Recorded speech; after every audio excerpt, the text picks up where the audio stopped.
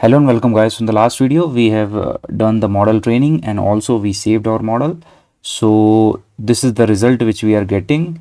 So we are getting 97.17% of training accuracy, and validation accuracy we are getting 95.28%, and training F1 score is 0.95 and validation F1 score is 0.91. So we are getting good result. So we saved this model in the H5 and keras files, and we also save the training history. So if you're new to this video, then please watch this playlist from beginning.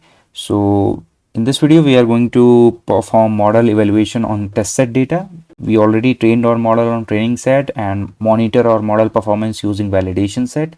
So we have this test set left, so we will use this test set data to test our model.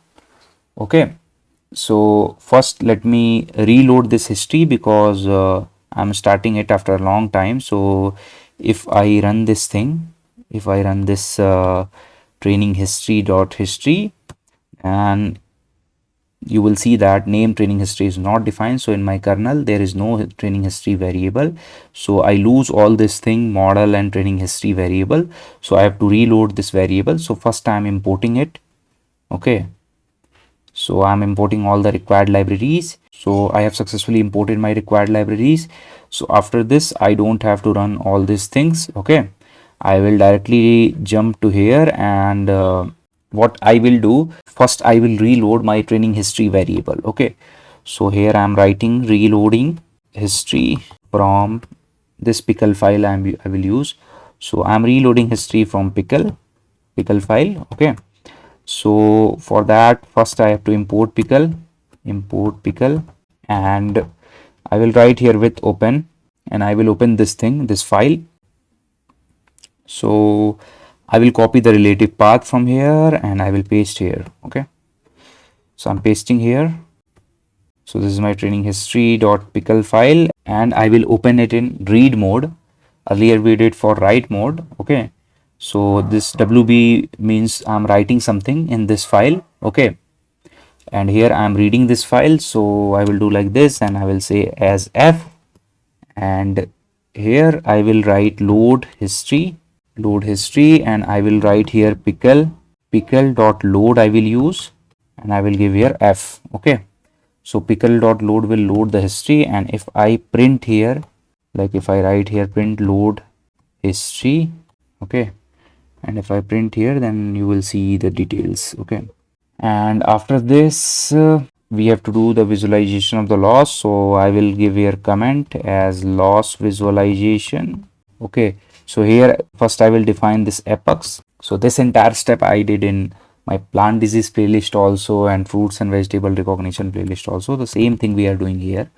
Okay, so I will write here for I in range of, and I will start from 1, and how many number of epochs we are using, 15 we are using. So I will give here 16, so that it will take from 1 to 15. Okay, so I'm appending 1 to 15 number in this epoch variable, and then I have already imported here matplotlib as plt. Okay, so I will use this plt, and I will write here plt.plot, and in this plot first I will give epochs, and second thing I will give load history, and load history I will give loss. So loss variable will take all the training loss, and after this I will write here color I am giving red, label I will give as training loss.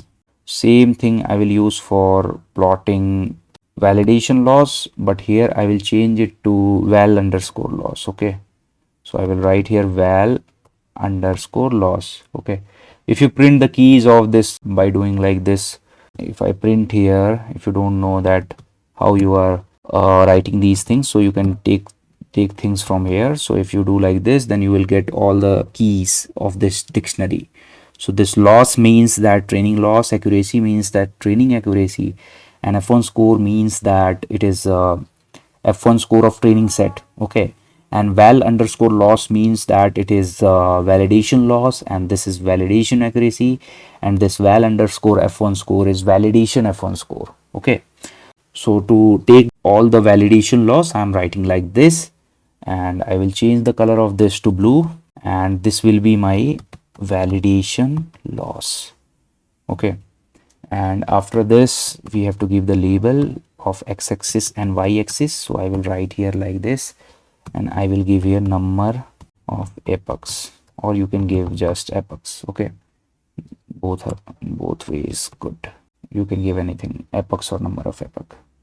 Okay, and y level we will give as loss. We can give here loss. Okay, and I will give here title, plt.title, and in title I will give as visualization of loss result. plt.legend I will use. plt.legend I will use to say that this red represent training loss and this blue plot represent validation loss. Okay, so for that I'm using plt.legend, and I will write here plt.show, and let's run this.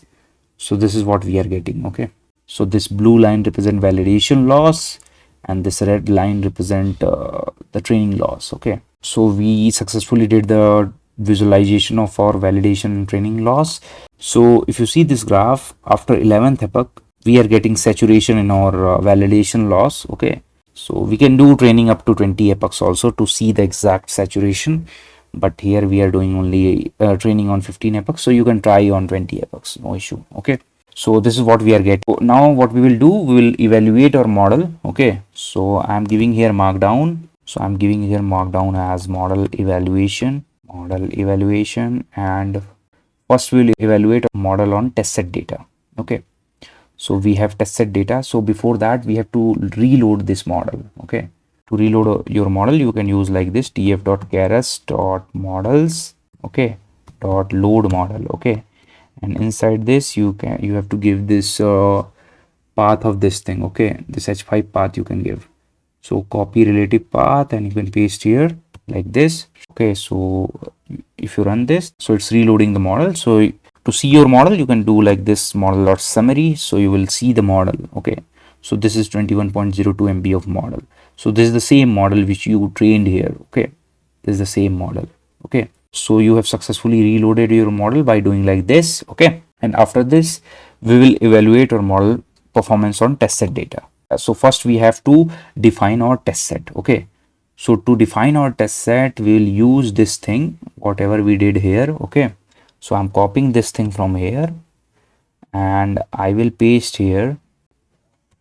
In place of validation I will write test. So this will be my test set, and here I will give the path of this test directory. This is this test directory, and rest of all the parameters will be same. So let's run this. So we are getting this much, 10,934 files belonging to 4 classes. So we will use this test set to evaluate our model performance. So I will write here model.evaluate and I will pass test set. Okay, this thing, and this model.evaluate function will return first the test loss, test underscore loss, and second thing it will return test accuracy and the F1 score. Okay, test F1 score it will return. So this three things will get returned by this model.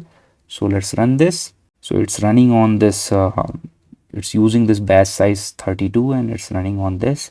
Let's wait for some time. So if you see here on each iteration, this is what we are getting. Okay, so after this 342 training example we are getting this much of loss, accuracy and F1 score. So this is the test loss and test accuracy and test F1 score.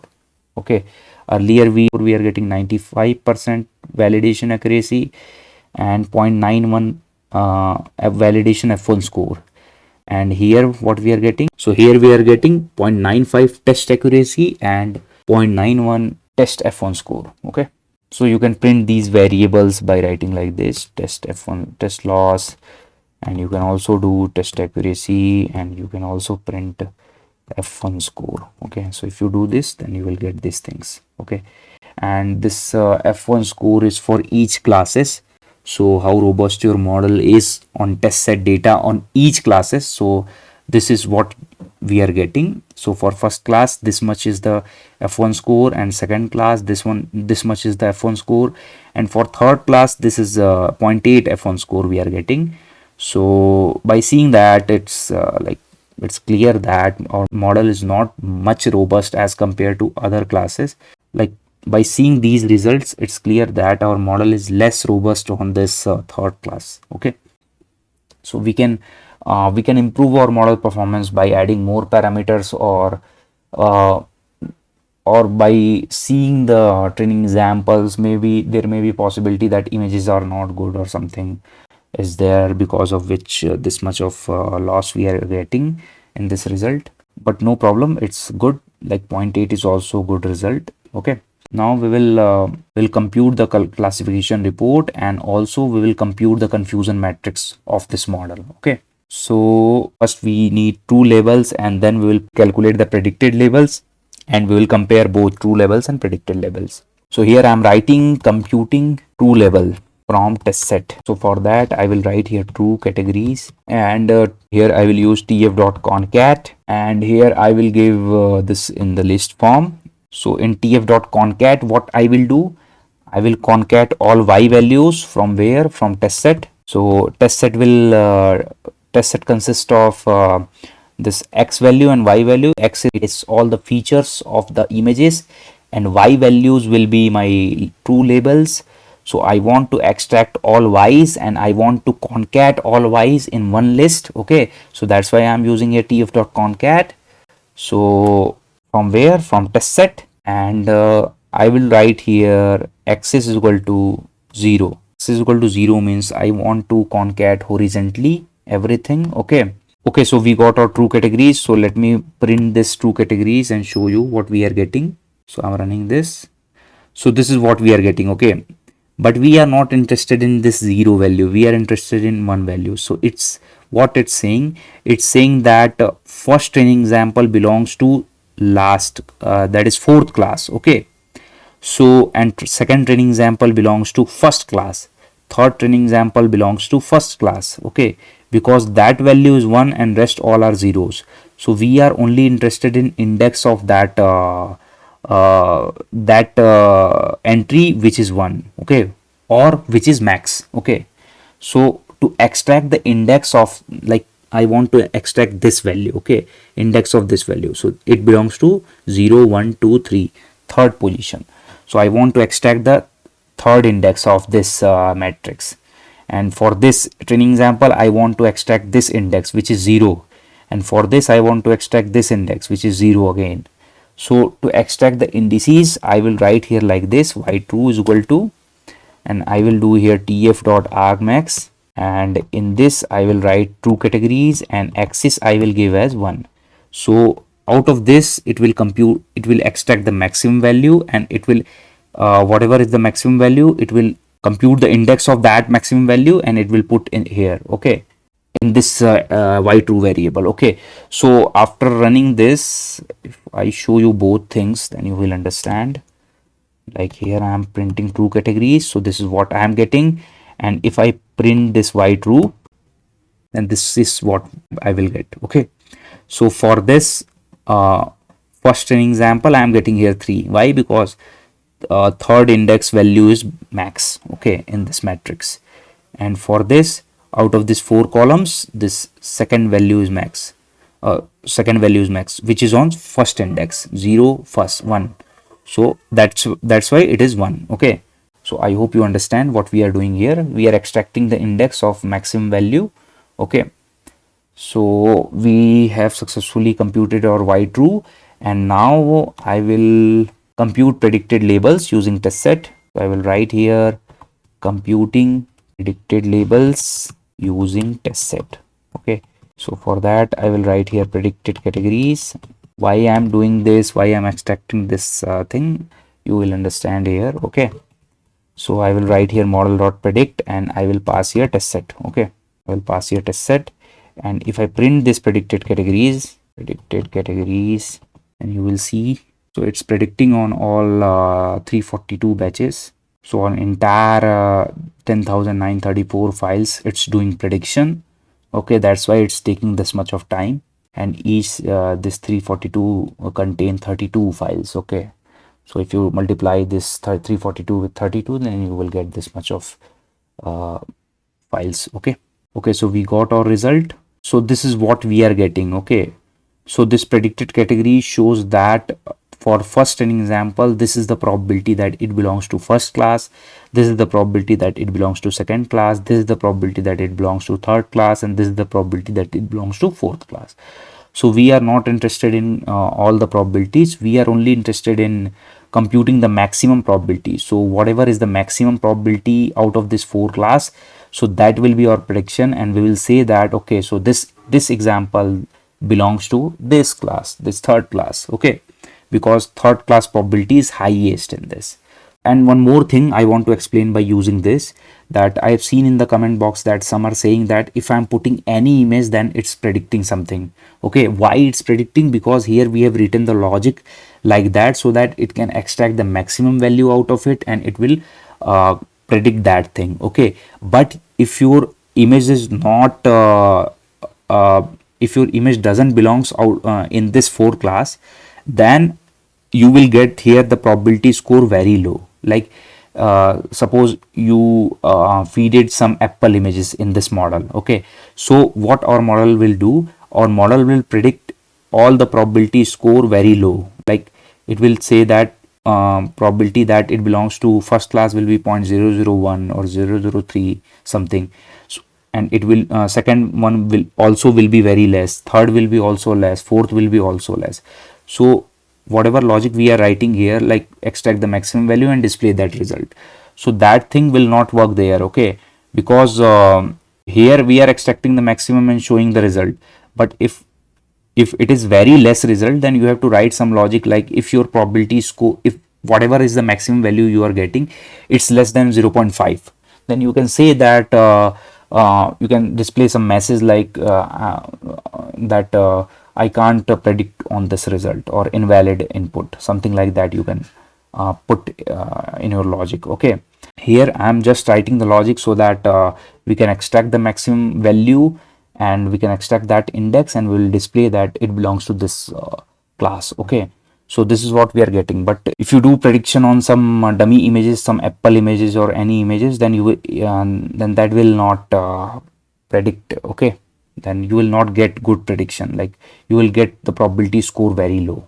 Okay, so you can tune that thing from here. Okay, so we got our predicted categories. Now we will calculate the y predict. So to calculate the y predict, what we will do, so same thing we will write, ef.argmax I will use, and like here we are passing these two categories, here we will pass predicted categories. Okay, and axis I will give 1, and here I will write y pred. Okay, here p is caps. Okay, so if I do like this, then you will get this thing. Okay, so it's saying that it belongs to 0, 1, 2 second class. Okay, that's why maximum value index we are showing here. Okay, so we got our answer. And one more thing we missed here, like if I rerun it again, then I will show you what I want to say. So if I rerun it, then you will see one difference. Here we are getting 310330. Okay, so if I rerun it, then if you will see here all the results changed. Okay, so after every iteration you will get different result. So it's very hard to compare these two things. Okay, this y predict and y true, because our result is getting changed every time. Why it is happening?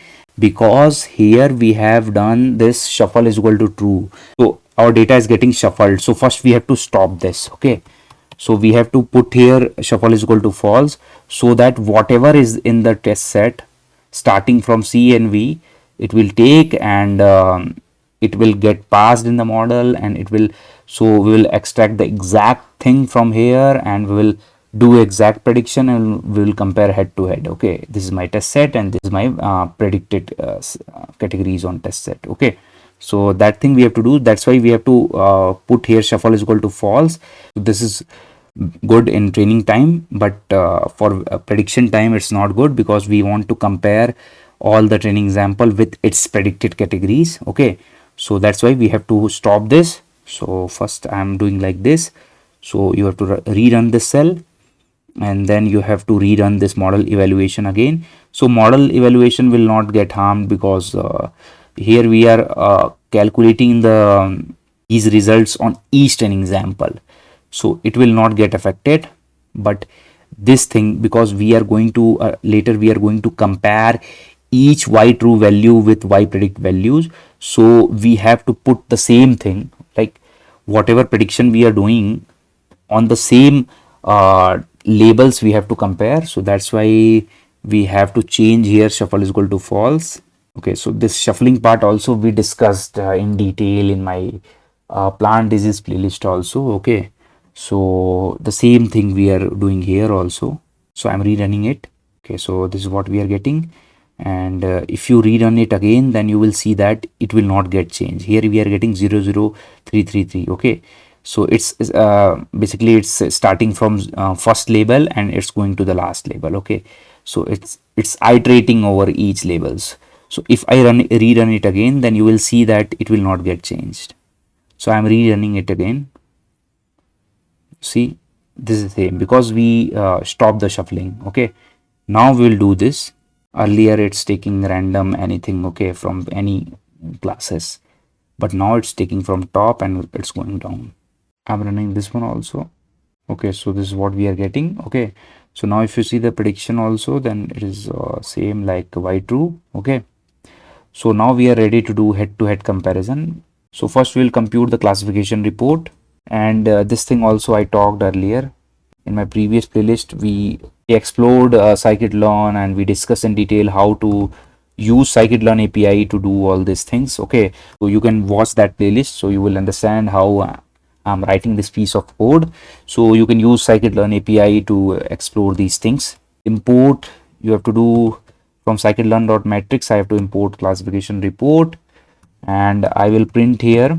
Classification report, and inside this I will pass this classification report. First take y true, and second parameter it will take y predict. Okay, let's run this. So this is the classification report we are getting for each classes. For 0 classes, this is the precision, recall, and F1 score support, and for first class this is the, like, for second class this is the result, and for third class this is the result, and for fourth class this is the result. Okay, and this is also a macro average of this precision, recall, and F1 score. Okay, so we are getting this much. Okay, and now I will also plot the confusion matrix. Okay, so same thing we have to do again. From sklearn.matrix I have to import confusion matrix. Okay, and this confusion matrix CM I'm defining, and this confusion matrix will take again confusion matrix. This will take y true. Okay, y true it will take, and second thing it will take y predict. Okay, and if I print here CM, then you will get the confusion matrix. Okay, and you can also plot this confusion matrix. So to plot confusion matrix, I think I have already imported cborn here. Yeah, cborn we have imported here.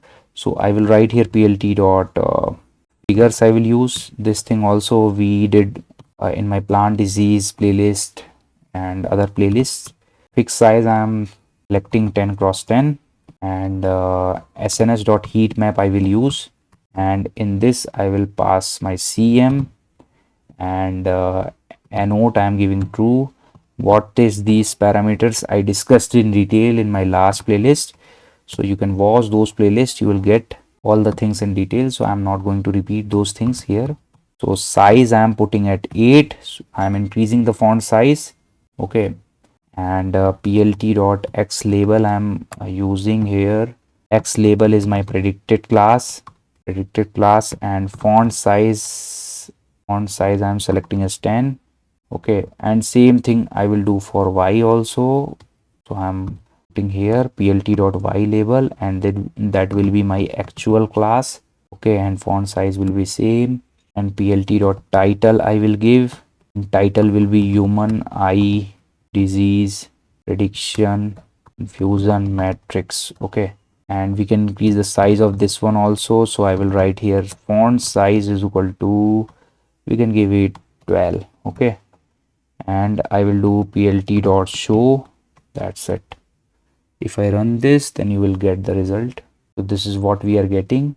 So first we did here, we increase the figure size to 10 cross 10, and heat map cm I'm passing, annote I'm giving true, annote size is this much, this is the text size, you can tune this text size, like you can change it to anything. And X label I'm giving here, so I'm saying that this x-axis belongs to predicted categories and this y-axis belongs to actual categories, that is actual class.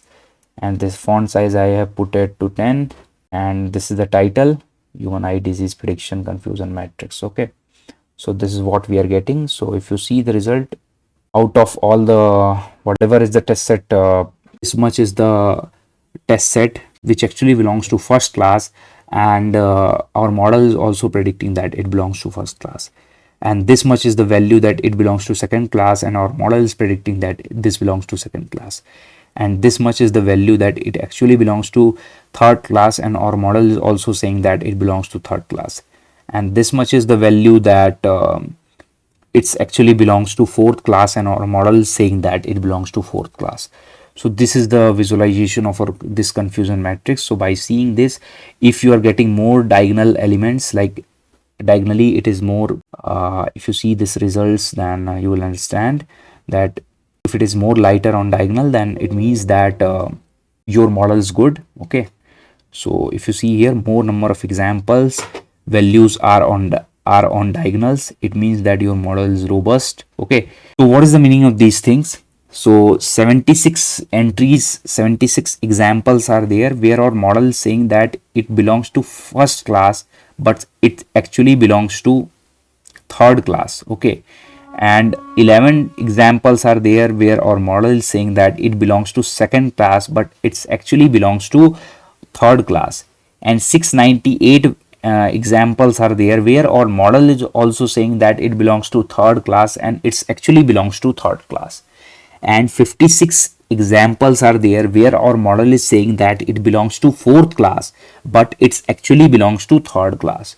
Okay, so this is the interpretation of confusion matrix. So by seeing these values, you can visualize or you can understand that how robust your model is on each classes. Okay, and what are the false positive and false negative values. Okay, so this is the entire interpretation of a confusion matrix and classification report. So we have successfully computed our classification report and confusion matrix for this human eye disease prediction system. Okay, so we have completed lots of things here. Okay, so that's all for this video. In the next video, we will test our model. We'll do single image prediction in the next video, and then we'll start building our web application. Okay, where we will upload some images and we will do a prediction, and also we will see the recommendation based on that disease. Okay, if there is some disease, then our model will also give you a recommendation that what are the next steps which you can take. Okay, so that's all for this video. I hope you understand each and everything in this video. Thank you guys. Thanks a lot for watching this video.